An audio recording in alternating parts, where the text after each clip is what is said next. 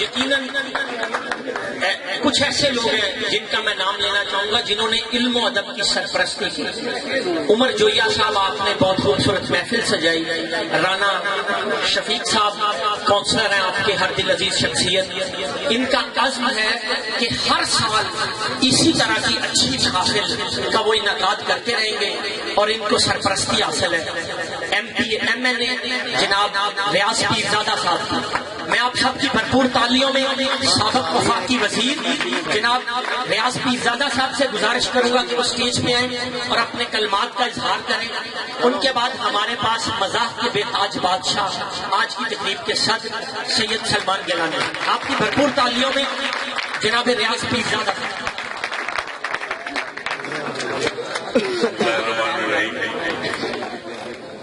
جناب عمر جویا صاحب، رانا شفیق صاحب، معزز حاضرین مشاعرہ اور معزز شعراء صاحبان، مجھے اس محفل کو خطاب کرنے کو کہا گیا ہے جہاں الفاظ پر ترتیب دینے والے صاحب سخن اور معتبر شخصیتیں جو اشعار کہہ سکتی تھی، اور میں ایک ایسے طبقے سے اور ایسے پروفیشن میں آپ پھنسا کہ جس کا انجام جو ہے وہ کہتے ہیں پھولوں کی دلالی میں ہاتھ اور موری کا ہاتھ.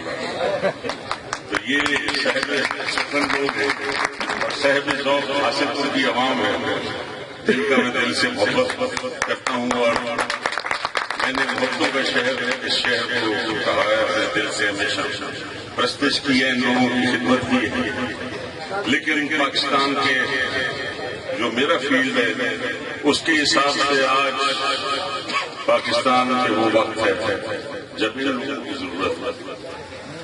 راجپوت اور پٹھان خلجی شاعری میں بھی کچھ نہ کر سکتے، ہندوستان کو حوالے کیا لوگوں کے، لیکن شاعر اور شعراء اور لکھنے والے میرے خیال ہے اشرف غالب اور کبیر اور انیس کے وقت میں کوئی راجپوت نہیں تھا.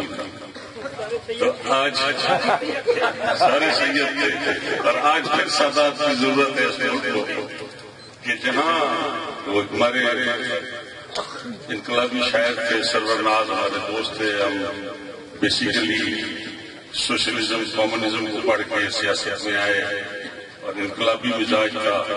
تو اس کا ایک شعر ہمیشہ مجھے جب میں اسمبلی میں جاتا ہوں اور دیکھتا ہوں حالات کہ یہ کباڑ خانہ ہے یا کیا ہے، تو اس کا شعر تھا سرفراز مرحوم کا کہ پہنچا جہاں پہنچا فصیل و در میں رہتے ہیں، ہمارا حوصلہ دیکھو ہمیں سے گھر میں رہتے ہیں. آپ کے مطالعے کی بات ہے جی، واقعہ میں سوچ رہا تھا کہ ہماری کالی نسلیں جو ہیں یہ غلامی کی طرف کیوں جاتی ہیں. ایک اسٹاک ہوم کا شہر ہے اور وہاں پہ کچھ دہشت گردوں نے کچھ لوگوں کو جرمال کر اور جب وہ سیکورٹی فورسز نے ان کو آزاد کرایا تو وہ جو یرغمالی تھے وہ ان کے حامی بنے. انہوں نے وکیل بھی رکھے، چندہ بھی کیا اور گواہی بھی نہ دی اور ان دہشت گردوں کو اپنے اوپر حاوی کر لیا. تو آج وہ حالات ہے کہ جو ہمارا صاحب انصاف ہے یا صاحب محافظ ہے ہمارا سرحدوں اور جو عوامی رائے کا احترام بھی نہیں کرتے اور پڑھاتے ہیں آئین اور اداروں کے حاوی ہیں.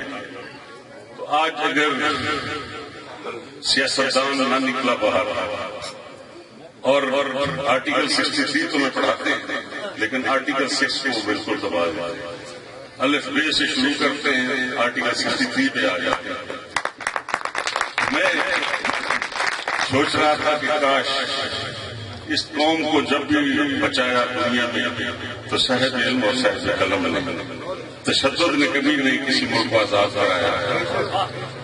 گاندھی نے اگر انگریز کے خلاف مہم شروع کی تھی تو اس نے ایک پرامن مہم کی تھی کہ جب کوئی صاحب اقتدار آئے تو تم پھینکو، یہ نہیں کہا کہ ڈنڈے مارو. تو مجھے وہ صاحب علم لوگ جو ہیں ان کا ایک آپ نے بڑی مشہور انگلش کی کہاوت سنی ہوگی، the battle of water was won on the playing field of Eton. تو میں اس کھوج میں تھا کہ یہ کہاوت کیوں کہی گئی. اس میں یہ تھا کہ جب ڈیوک آف ویلنگٹن جس نے فتح کیا تھا ایٹن کے یہ واٹر لو کی جنگ تو کہتے ہیں کہ میں دیکھ رہا تھا اس سے یہ منسوخ ہے کہ اس نے کہا تھا کہ ایسے تعلیمی ادارے میں ہمارے لوگ پڑھے ہیں اور ان کھیل کے میدانوں میں انہوں نے تربیت پائی ہے، اس لیے بیٹر واز ون کہ ہماری تربیت اچھی ہے. لیکن اصل میں یہ جارج آرویل کا تھا قول. کچھ لوگوں کا یہ خیال ہے کہ اس کا ڈیوک آف ویلنگٹن کا نہیں تھا لیکن جارج آرویل کا تھا، جس نے ایک لکھاری تھا، صحافی تھا. اس نے کہا تھا battle of water was won on the field of Eton. تو وہ بھی علم و ادب کی بات وہ تھی جنگ، لیکن جنگ بھی علم و ادب سے جیتی جاتی ہے. جب چرچل سے کہا گیا اور وہ بڑی فیمس پریس کانفرنس تھی، جب صحافی انہوں نے کہا اس میں long one hard one no withdrawals, تو صحافی نے سوال کیا mister prime minister will you win this war? اس نے جواب دیا کہ ask the chief justice of Great Britain. تو انصاف کے ستون جو ہے یہ امیر علیہ السلام نے کہا ہے، سچائی اور انصاف اسلام کے دو ستون. سچائی اور انصاف اگر مسلمان کی حکومت میں نہیں ہوگی تو نہیں چلے، اور ہندوستان اگر کافر کی حکومت میں ہوگی تو چلے گی. تو آج ہم سچائی کے پیچھے بھی بھاگ رہے ہیں، انصاف کے پیچھے بھی بھاگ رہے ہیں، اداروں میں بھی بھاگ کے دیکھ رہے ہیں. اور مجھے یہ اعزاز حاصل ہوا اس شہر سے کہ متواتر 6 دفعہ میں 6 دفعہ یہاں سے میں نے بنا. اور یہ انڈیورنس جو تھی وہ صرف میری سچائی سے تھی، ورنہ لوگ اگر کردار نہ ہو تو سانس نہیں دیتے. لوگ جبر کے نیچے بھی جو ہے وہ سانس کھڑا رہ جاتے ہیں اگر آپ کے اعتماد ہو کے کردار. تو میں جس فیلڈ میں آیا تو آج بھی میں یہی سمجھتا ہوں کہ میں اس کی خدمت نہیں کر سکا، لیکن آج پھر ذمہ داری شعراء اور صحافیوں پہ آپ رہی ہے کہ آپ کو سچائی اور انصاف کے ساتھ کھڑا ہونا پڑے گا.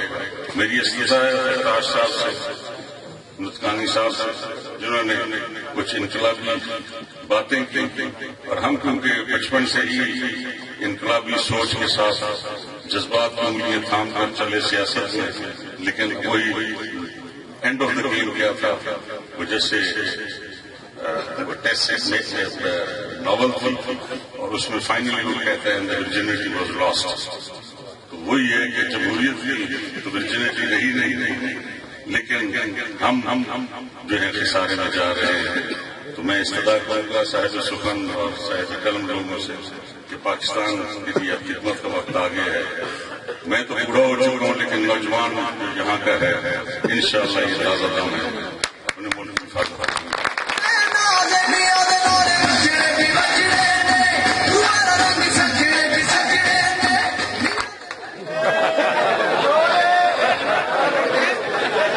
میاں ریاض پیر زیادہ بہت خوبصورت گفتگو کر رہے تھے.